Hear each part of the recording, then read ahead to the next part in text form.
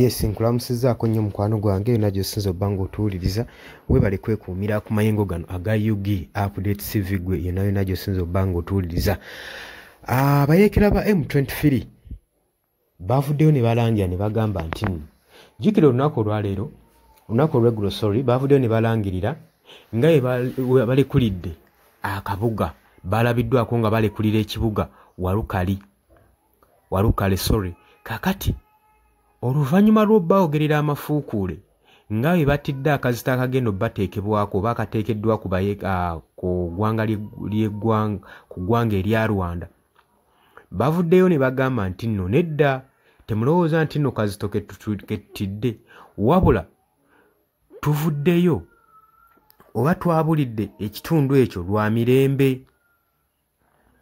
twagala kulaba nga tustabilizinga peace mu bitundu ebyo byonna era ne bagamba nti ffe okubeerawo kwaffe wano si kubanga tunoonya ntalo si kutabangula mirembe wabula ffe twali tunoonya bwenkanya okubeerawo kwaffe wano tunoonya bwenkanya so si kutabangula mirembe era ne bagamba amagye gaabwe ga withdrawings okuva mu kasenta ke baakawamba wiiki emu emabega ke bayita Walukale bakaamuse era bakalekulidde bagambe si lwakuba nti nno gavumenti y'eggwanga eya Rwanda gye mugamba nti netback nga bagitaddeko akazito si lwakuba nti nno naffe kennyini batutaddeko akazito saako ne rewards omuntu oyo nayina n'atukwatako basobole okuba nga batusiba nedda si ze ensonga ezo wazira wabula ffe tuvuddeyo oba tupulinze out lwa mirembe jjukira nti n'abayeekera bano aba M23 gye buvuddeko emabega bayitibwa mu kibuga mu ggwanga lya Angola nga pulezidenti wa Angola akoze nga mediator osobola okulaba nga atabaganya bano ababiri pulezidenti w'eggwanga erya Democratic Republic of Congo saako n'abayeekera bano aba M23 basobole okuba nga banoonya eddeme basalawo okugenda mu peaceful talks naye abayeekera muno bakkiriza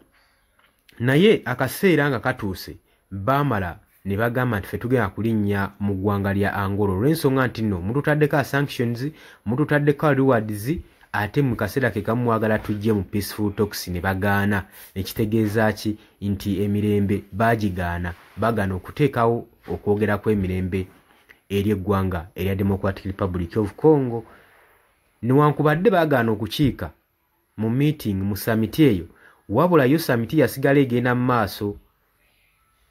yatuula era ne basalawo bye baasalawo nga bo newankubadde abayeekera bano tebaalabikako gwe omukwano gwange ali eyampuliriza kati bavuddeyo ne bagamba ekitundu kino tukyamuse si lwakuba nti nno twagala conflict wabula twagala mirembe ffe okubeerawo kwaffe wano tunoonya mirembe tunoonya justice bwenkanya eri abantu baffe bino nno bivudde mu mbwogezi w'abayeekera bano Lawrence yagezezaako okuba nga ateekawo information eyo gwe mukwano gwange. Yes, oli ku UG Update CV kusinzira okuba nga otuuliza gwe mukwano gwange yenna ali eyo gwe nagambye agala otweyungako agala okweyunga ku channel eno kirira wansi waliwo ekigambo subscribe kikoneko okoonene mukadde temwerabirako na mukadde kubanga akadde ako mukwano gwange gakuyambako nnyo okuleetera notification message bwe waba nga aliwo information yonna gye tutaddeko ate buli wo subscribing obeera otufollowinze kitegeeza buli kimu kye tunaateekako ojja kuba nga okifuna gwe omukwano gwange leka okipingwe ng'oli updated ku buli kimu ekigenda mu maaso mu ggwanga gwali eyampuliriza abali mu Qatar, Oman, Dubai, Saudi Arabia, abali e Dubai, abali mu US, abali mu UK, abali e Canada,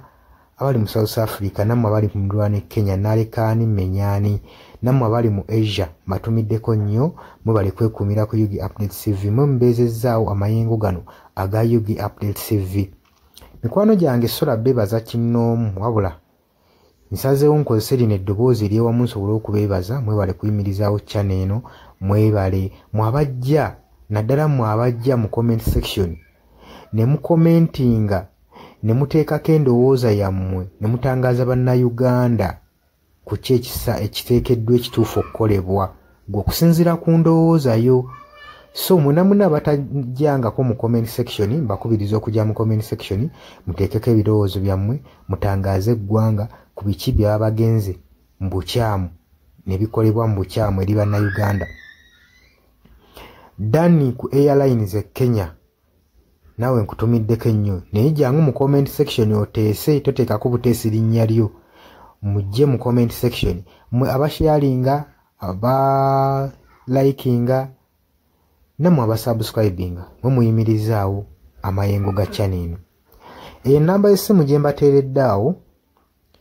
ya noti 726 noti emu 679. Eyo enamba ya WhatsApp eri mu kimyufu. Ye namba gy'ogenda oyita kuba gy'osobola okuyitako gwe mukwano gwange ayagala okulanga wamu naffe. Ngwalina bizinensi yo ng'ogyagala tugikulangire nga wandyetaazo gikulangira. Eyo namba gy'oba oyitako ku WhatsApp osobole okubanga naye bizinensi yo gikuba abantu tugikulangire gwe mukwano gwange ali eyo ampuliriza. Nengenda maaso n'okulabula abantu ku biki ebigenda maaso mu ggwanga naddala nga akalulu kano aka 2026 katuukuse kengedde. Kati buli muntu alina kubeera vigilant, olina kubeera bulindaala oleme kutunda mwoyo gwo mukwano gwange. Waliwo abatunda emyoyo gyabwe olw'M1,1500 sukaali. Gwe beera ng'omanyi akaseera we kanaatuuka akakuba ballot paper, beera nga manyi omuntu ng'omanyi omuntu ogw'ogenda okuwa gw'ogenda ottiikinga gwe gw'olaba asobola okukulaakulanya ekitundu kyo constituency yo, gw'olaba agenda otwala eggwanga mu maaso. Bannange tusibwa nnyo akatambaala mu mutwe mu biseera nga bino. Newankubadde obwavu babubalumizza mutya, totunda mwoyo gwo ku lw'akantu katono, wabula saasira ku ggwanga lyo, osaasire ne ku zadde lyo, osaasire ne ku future weenaabeera. Lowooza ku by'emu maaso. Weewaawo abamu muyinza okulowooza ng'ebyatabakwatako nga tebikwatako, naye ensobi yonna yonna ekolebwa eiza relative sengaawo maamawo kojjaawo biyinza otutuuka ng'ekyo ekizibu gwe kyetooloddeko ate olaba ebikwatirako biyinza otutuuka esa ne byetooloola ne bifundikira nga bikkutteko gwe mukwano gwange ali eyo. So kyenva nkubiriza baganda bange mwenna abali ku Yugi Update TV ogenda maaso n'okusharinga information eno. Baganda baffe beebeereremu ate era baleme kutunda mwoyo gwa ggwanga, babeere nga batambulira ku mazima, nga bayimirira ku mazima, nga bayimirirawo ku lw'eggwanga lyaffe erijja mu maaso, ku lwa future y'abantu baffe n'eggwanga lyaffe mu maaso, kubanga buli muntu ekigenda mu maaso kati akiraba. Bw'atalaba kigenda mu maaso nkakasa obeera muzibe.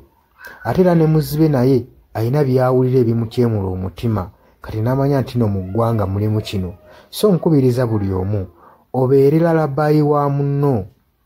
osobole okubanga oli kalabaalaba w'oyo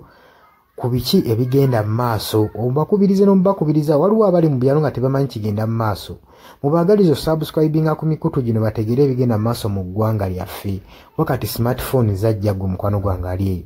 Wabula mbaagaliza olunaku olulungi, mubale kwekumira ku Yugi Update TV, mubata na subscribinga mugere mu maaso n'okusubscribinga. Mbaagala nnyo era mweraba.